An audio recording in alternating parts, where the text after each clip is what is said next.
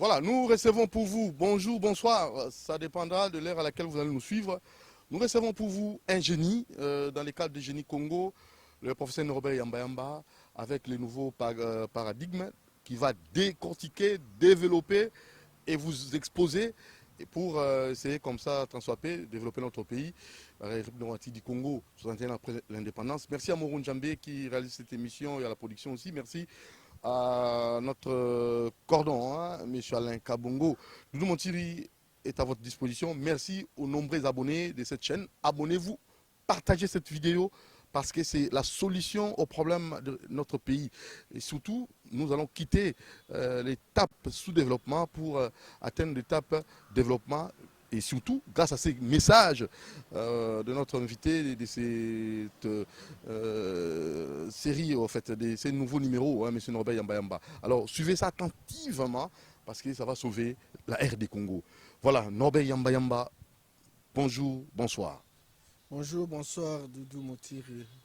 Nouveau paradigme pour aider la RD Congo, pour développer la RD Congo, pour lutter contre la pauvreté en République du Congo. Quel est ce nouveau paradigme? Merci, mon frère Doudou Motiri. Nous avons dit qu'il y avait des paradigmes. Le premier paradigme qui a été d'application dans notre pays, c'est le paradigme eurocentriste.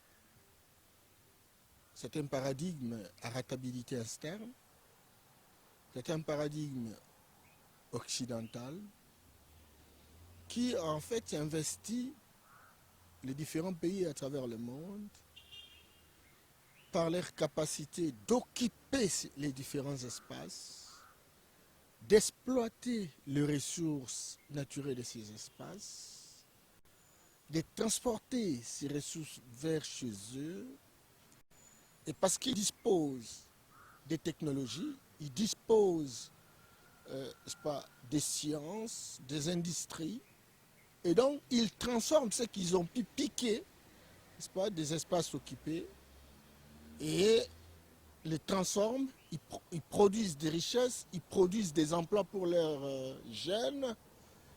Et puis bon, voilà, ça fait le bonheur de ces pays-là. C'est ça l'approche eurocentriste, cette approche qui a dominé l'Afrique pendant plusieurs années. Alors maintenant, changer le paradigme, ça veut dire quitter ce paradigme à rentabilité externe pour venir vers un paradigme à rentabilité interne. Rentabilité interne suppose que les ressources sont exploitées chez nous, ces ressources sont transformées chez nous parce qu'elles disposent de technologies, des industries, etc. Ces ressources sont commercialisées chez nous parce qu'effectivement, nous allons user de la géostratégie, ce que l'on appelle généralement l'intelligence économique, pour savoir où nous devons vendre, etc. Mais c'est ici qu'on va générer des emplois pour occuper nos jeunes qui sont assez nombreux. C'est ici qu'on va générer des richesses. C'est ici qu'on va renflouer les caisses de l'État parce qu'on a besoin de l'argent pour faire des affectations rationnelles dans les différents secteurs de la vie nationale. Donc le paradigme à rentabilité interne est un paradigme infocentriste qui est basé sur la force, le génie africain, le génie congolais, de générer des technologies au travers d'une éducation qui tient compte de l'héritage traditionnel. Et cette éducation-là va permettre à ce qu'on puisse avoir nos propres technologies. Nous aurons beaucoup d'ingénieurs qui vont nous aider à faire des choses. Parce que regardez, dans un pays comme le nôtre, où on doit inventer la caméra, on doit inventer les micros, on doit fabriquer, je ne sais pas, le fil électrique, les fenêtres, les splits, etc. Tout est fabricable, mais il y a combien d'écoles d'ingénieurs? Il y a moins d'ingénieurs. Il y a moins d'ingénieurs. Les Chinois ont commencé par des ingénieurs. Xi Jinping lui-même, le président là, c'est un ingénieur. L'Inde aujourd'hui, qui était autrefois un pays complètement pauvre, Mais c'est le pays qui a le plus grand nombre d'ingénieurs. Mais il faut y aller. L'Inde a disposé de 5 milliards de dollars pour investir en Afrique. Et donc, nous, on met des facultés, on met des sections sans tenir compte de ce qui représente nos besoins, sans tenir compte de ce qui représente l'avenir de notre société, etc. Là, ça nécessite une sorte de réforme au niveau de notre secteur éducationnel. Oui, le changement de paradigme pose la problématique de changement, n'est-ce pas, d'un certain nombre de choses qui ont infantilisé, n'est-ce pas, notre pays, j'allais dire l'Afrique dans son ensemble.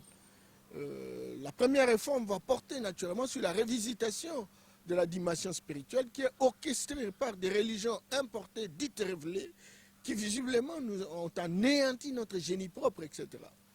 Et deuxièmement, il faut donc une révisitation du système éducatif, un système qui doit être en concordance avec nos réalités, mais qui doit s'inspirer de notre génie et qui va partir des bases fondamentales, n'est-ce pas, de ce qui représente nos valeurs culturelles, notre patrimoine culturel. Et Nami me disait ce matin, M. Yamba Yamba, je ne suis pas d'accord quand vous dites que non, il faut revenir à l'Afrique. Il me dira finalement que on a besoin d'aller dans la logique, n'est-ce pas, de Senghor, qui disait le rendez-vous du donner et du recevoir. Moi, je dis oui, le rendez-vous du donner et du recevoir réussit bien lorsque on a sa propre fondation. Vous n'avez pas de fondation, vous n'avez pas de particularisme, vous n'avez pas d'enracinement, et vous dites donc, je vais faire un rendez-vous du donner et du recevoir. Non, la révitation. Vous allez simplement recevoir, mais vous n'allez pas donner. Vous donnez quoi? Rien du tout autour de la redéfinition de l'ordre international. Et troisième chose, il faut revisiter également le système politique, un système qui est basé sur la gouvernance occidentale. Et la gouvernance occidentale va de pair, naturellement, avec la culture occidentale. Il faut se poser la question sur notre âge culturel. Quel est notre âge culturel par rapport, n'est-ce pas, au patrimoine culturel occidental? Et donc, nous avons intérêt, naturellement, de nous poser la question pour savoir ce que nos ancêtres faisaient en termes de gouvernance. L'Afrique, à l'époque, a connu ce qu'on appelait la confédération des royautés. Nous avons des empereurs, nous avions des rois, et nous avions une certaine organisation, etc. Nous n'avions pas des oppositions avec des clivages politiques, des clivages idéologiques, etc. Nous avons pratiqué ce qu'on appelait autrefois la démocratie juste imposée. Chacun a une responsabilité et chacun joue sa partition. C'est comme ça que vous voyez des pays, par exemple asiatiques, aujourd'hui sont en train de se distinguer parce qu'ils ont leur propre paradigme, ils ont leur propre modèle. Propre modèle, oui, mais sur le plan spirituel, j'aimerais que vous puissiez quand même nous démontrer noir sur blanc comment est-ce que vous allez atteindre cet objectif-là, parce que c'est pas facile. Révisitation spirituelle, chacun a sa religion, chacun a sa croyance, et nous avons plusieurs croyances, et ça pourra comme ça se concrétiser en un peu de temps, en un jour, ou bien ça sera comment? C'est une démarche. La durée que vous allez comme ça estimer. Non, c'est un processus. Moi, ça m'inquiète. Quelqu'un me dira, effectivement, un ami dans les réseaux sociaux m'a posé la même question pour dire, maintenant, nous avons plusieurs cultures, nous avons plusieurs tribus, et chaque tribu a sa culture. Ah, mais arrêtez des conneries. Dans une étude qui a été faite, ça a démontré très clairement qu'il y a plus de constance que de différences ou de dissemblances.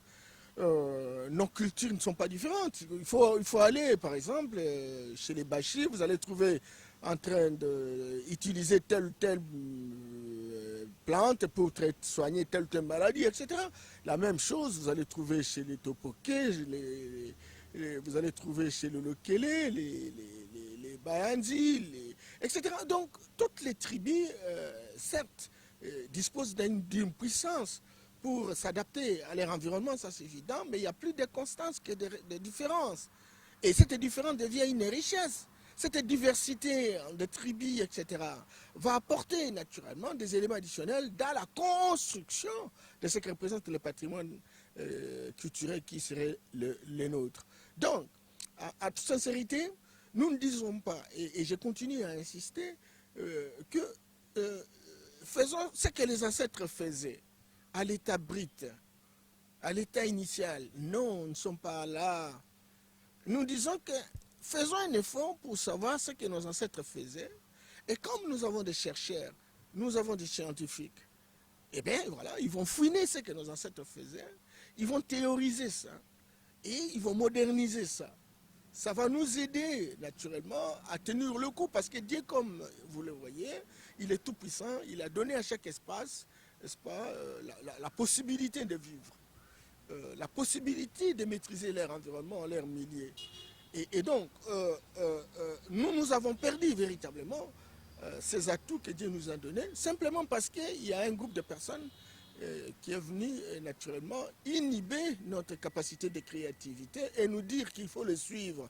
Oh, ils ne nous ont pas donné le secret.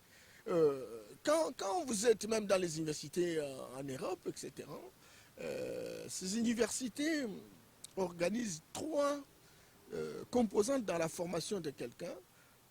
Vous avez la théorie, parce qu'il faut s'inspirer naturellement des recherches qui ont été faites et qui sont consignées dans les bouquets, etc., dans les livres.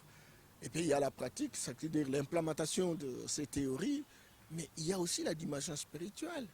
La dimension spirituelle, c'est-à-dire la manière où on peut être en connexion avec les esprits.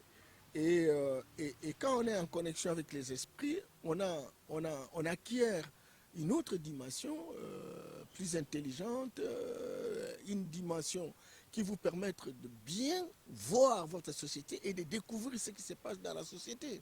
Donc l'homme a une approche, bien entendu, qui porte sur la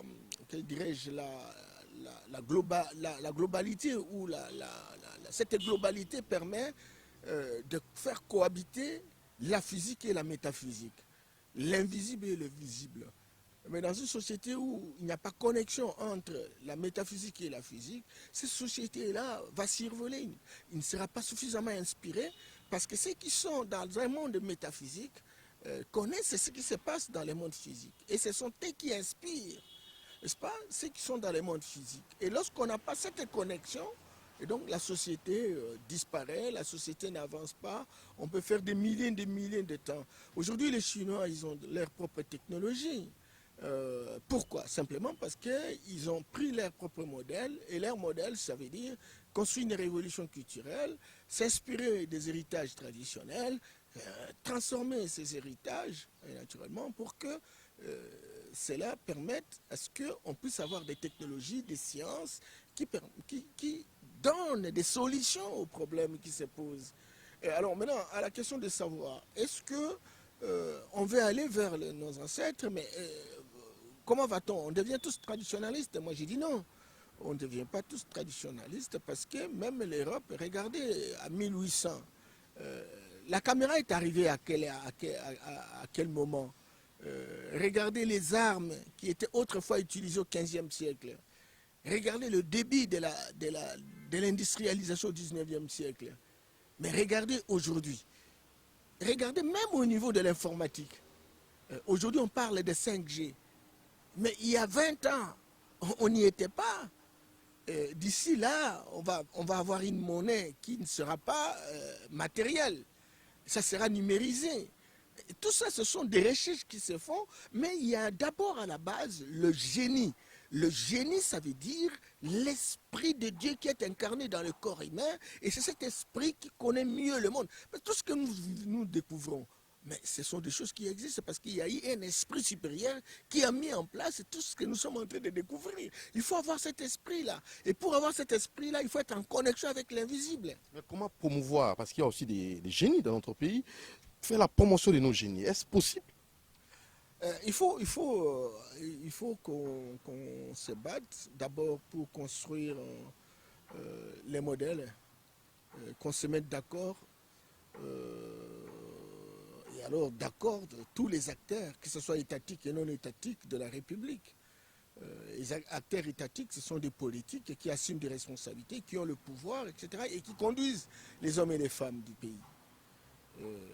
Mais si on se mettait d'accord pour dire que ce que nous avons en termes de potentialité, certes, c'est beaucoup, mais nous ne sommes pas à mesure de convertir les potentialités en possibilités.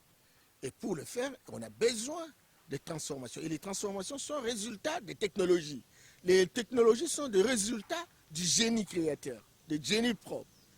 Et le génie, c'est l'esprit de Dieu qui est incarné dans le corps humain. Et alors maintenant, cet esprit de Dieu est invisible. Et alors maintenant, il faut construire cette connexion. Parce que Dieu a donné l'intelligence de génération en génération. Et alors maintenant, il y a des générations qui quittent le monde physique vers le monde métaphysique. Alors maintenant, construisons cette connexion. Dès lors qu'on nous a dit que les morts sont morts, ils n'existent pas, il n'y a pas d'effet, etc. Et aujourd'hui, plus personne ne respecte les morts chez nous. Et pourtant, quand vous allez même dans les églises, etc., il y a des statuettes où on se réfère aux gens qui sont déjà des personnes qui sont déjà mortes, etc. Mais qui sont encore vivants. On vous dit ils sont vivants.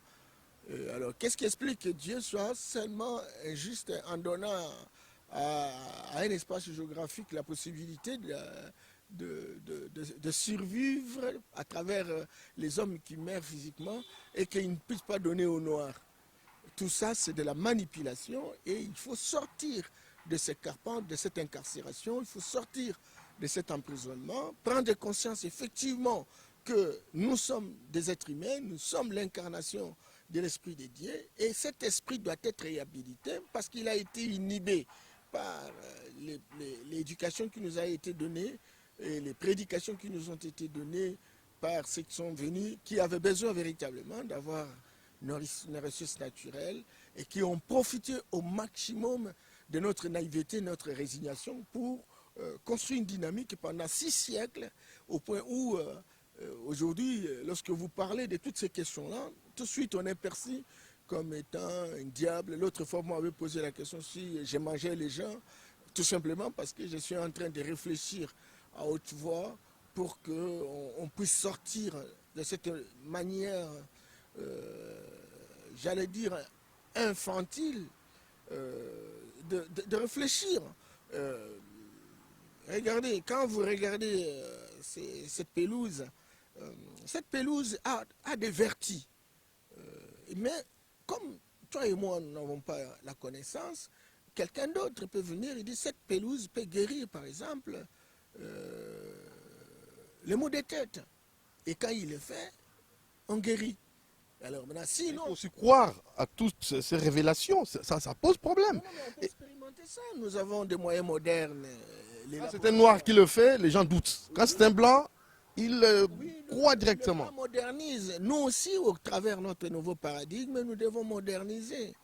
Mais il faut y mettre des moyens. Or, les Blancs, ils ont mis en place un système politique d'assujettissement, un système politique d'incarcération, d'emprisonnement, etc., où les choix des dirigeants sont réalisés par les Blancs. Tant que vous êtes en communion avec les Blancs, et donc vous restez au pouvoir, entre-temps, vous n'avez aucune préoccupation du pouvoir de l'intérêt de la population, etc. Et c'est ça comme ça que nous avons vécu pendant des années, après 61 ans de départ des Blancs, etc.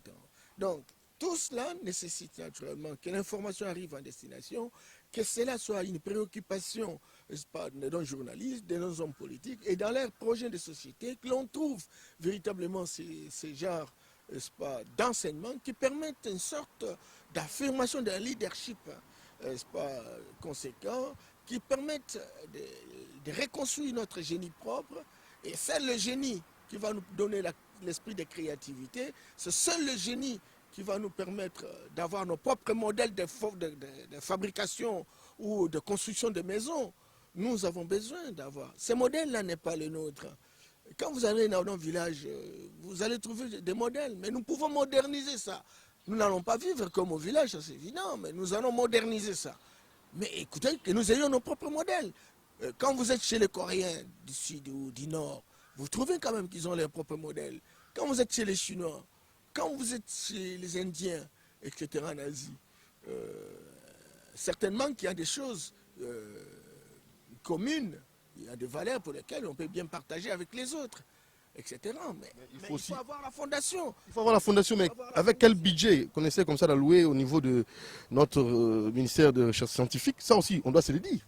Non, mais la recherche nous n'avons pas. Je m'excuse beaucoup, je risque d'individualiser les deux. Moi, je ne suis pas un africaniste, mais bon, la recherche chez nous, c'est pas c'est pas vraiment pas de la recherche, quoi. Nous n'avons pas de scientifiques. Nous avons des commentateurs scientifiques, des gens qui essentiellement grimpent sur les idées des autres. Nous avons essentiellement des diplômés acculturés, quoi, qui amènent le pays vers le précipice. Nous n'avons pas, des élites éclairées qui peuvent amener le pays vers une destination du progrès. Ah non. Et alors, tant qu'on aura essentiellement des diplômés acculturés qui, à longueur de journée, nous font distraire avec des coups de gueule mégaphonés chaque jour, etc., bien, écoute, on va rester des siècles, parfois des millénaires sans changer.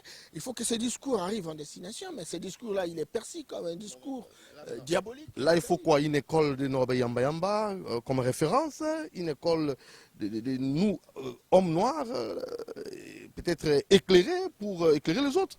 Vous savez, Doudou, vous allez arriver chez moi, je suis en train de m'organiser pour mettre en place ce qu'on peut appeler l'université panafricaine. Vous voyez, je le fais avec mes petits moyens. S'il y avait une compréhension par rapport à ce que nous disons, et cette préoccupation est partagée à l'échelle nationale et africaine, etc., ce sont des écoles comme ça qu'on supporterait. Nous avons des modules pour sortir naturellement de cette incarcération et nous entendons faire des expérimentations sous forme de recherche-action entre ceux qui ont le savoir traditionnel et ceux qui ont le savoir moderne. Je prends par exemple l'exemple de médecins modernes et de médecins traditionnels. On peut faire une clinique qui permettrait aux deux de pouvoir travailler. Et ça, c'est l'expérimentation que nous voulons véritablement monter, mais il faut des moyens minimums.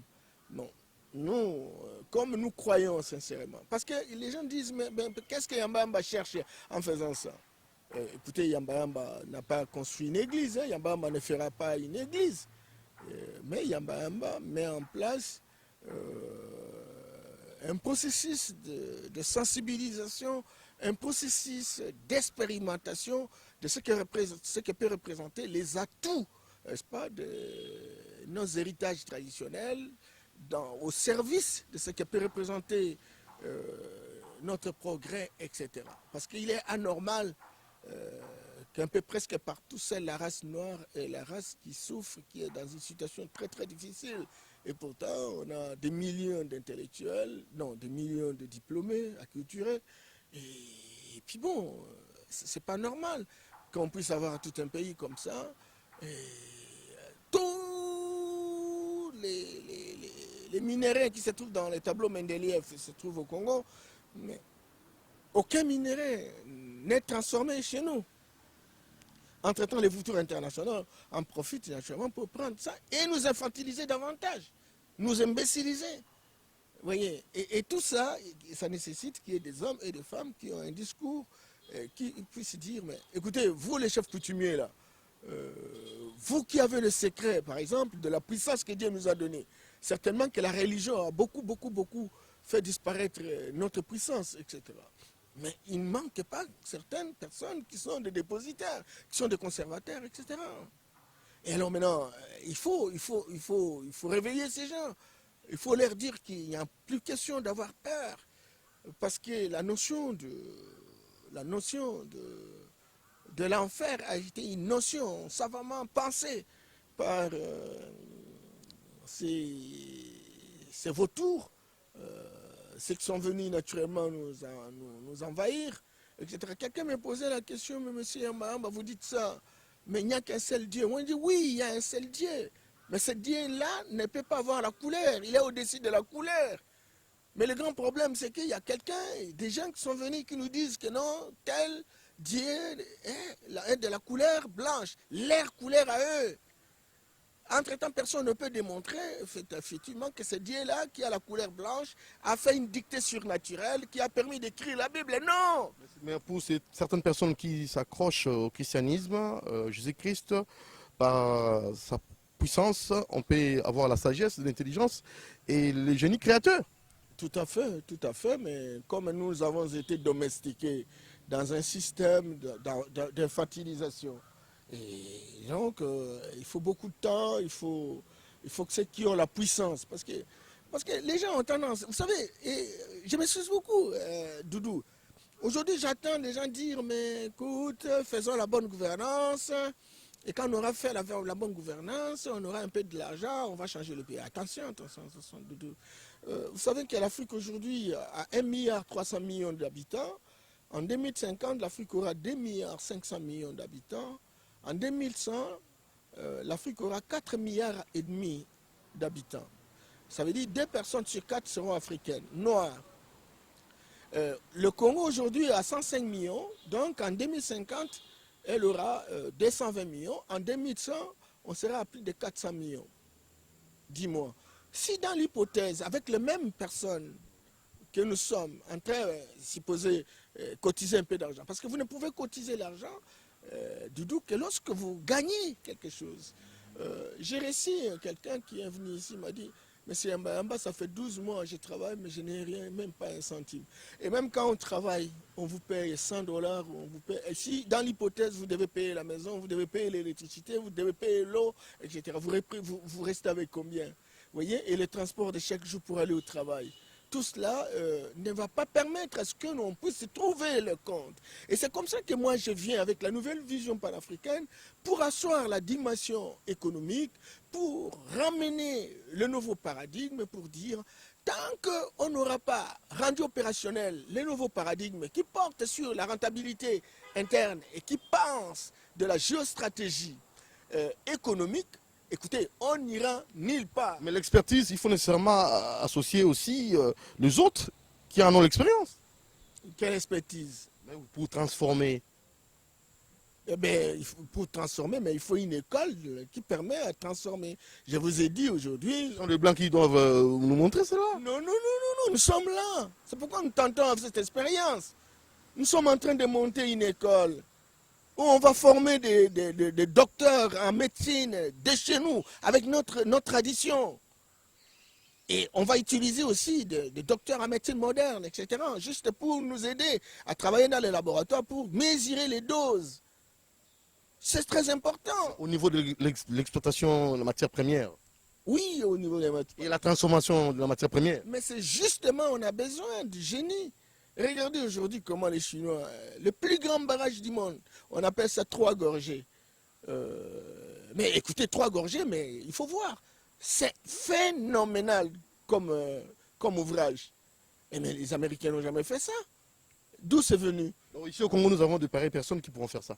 Mais écoutez, il faut les identifier. Et il faut les entraîner. Travail de longue haleine. Il faut les renforcer. Et il faut leur donner le courage et la détermination, l'audace de prendre les responsabilités, parce qu'aujourd'hui, chacun se cache. Chacun se cache, chacun ne voudrait pas être perçu comme ça. Ils sont là, parmi nous. Ils sont là.